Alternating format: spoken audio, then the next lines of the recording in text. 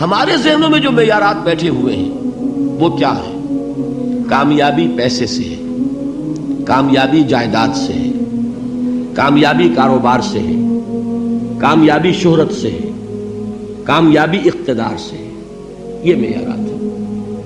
جو جتنا دولت مند اتنا کامیاب، جو جتنا مشہور اتنا کامیاب، جو جتنا پاپولر اتنا کامیاب، جو حکومت پر پہنچ گیا کامیاب، جس نے بڑا کاروبار جما لیا کامیاب، جس نے بہت جائیداد بنا لی کامیاب. یہی ہے اصل میں ساری بس کی گانٹھ. جو تصور کامیابی کا ہوگا اسی کے مطابق آپ کی بھاگ دوڑ ہوگی، اسی کے لیے جد و جہد ہوگی، اسی کے لیے توانائیاں صرف ہوں گی، اسی کے لیے دن رات کی مشقت ہوگی. یہ ہے اصل شے جس کی یہاں نفی ہو رہی ہے. کامیابی دولت سے نہیں، کامیابی شہرت سے نہیں، کامیابی اقتدار اور طاقت اور حکومت سے نہیں، بلکہ کامیابی ہے ایمان سے، عمل صالح سے، تواصی بالحق سے، تواصی بالصبر سے.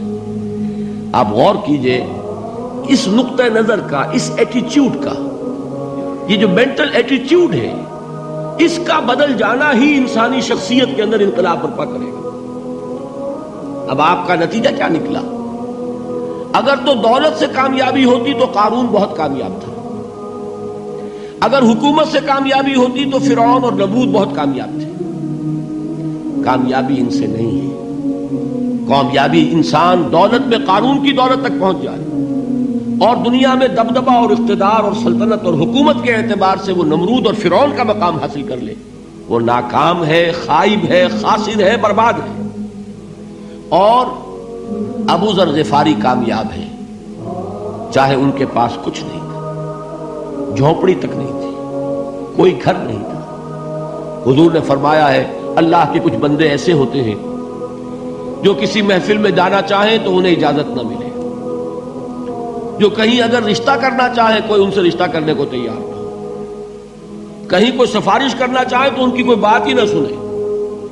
لیکن اللہ کے ہاں ان کا وہ مقام ہے کہ اگر بھولے سے بھی کسی بات پر قسم کھا بیٹھتے ہیں تو اللہ ان کی قسم کی لاج رکھتا ہے. یہ ہے فرق. یہ جان لیجیے اچھی طرح.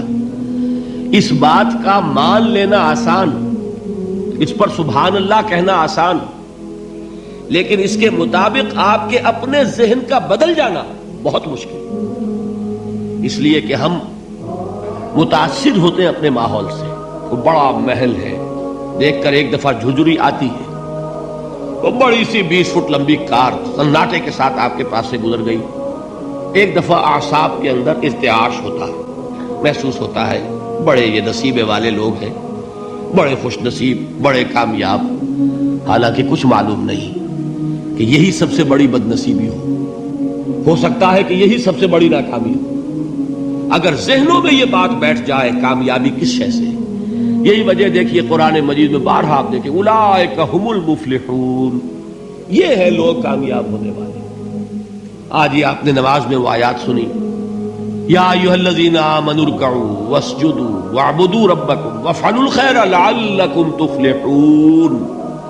اے ایمان والو، رکوع کرو، سجدہ کرو، اپنے رب کی پرستش اور بندگی کرو اور اچھے کام کرو تاکہ تم کامیاب ہو جاؤ. تو کامیابی کن چیزوں سے ہے؟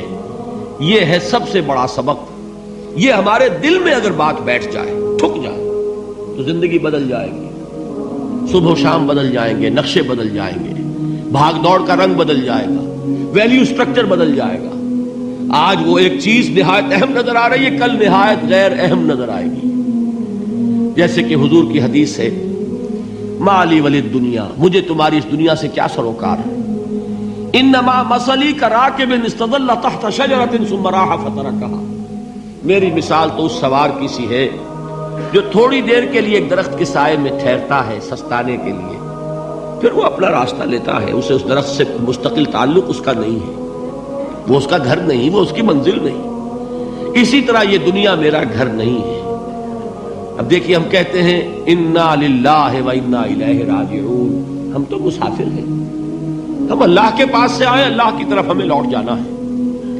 کن فی الدنیا کانک غریب و عابر سبیل، حضور فرماتے ہیں دنیا میں ایسے رہو جیسے کہ تم اجنبی ہو یا راہ چلتے مسافر. لیکن یہ طرز عمل کب ہوگا؟ جبکہ یہ آیت ہمارے ذہنوں کے اندر بیٹھ گئی ہو، والعصر ان الانسان لفی خسر الا الذین آمنوا وعملوا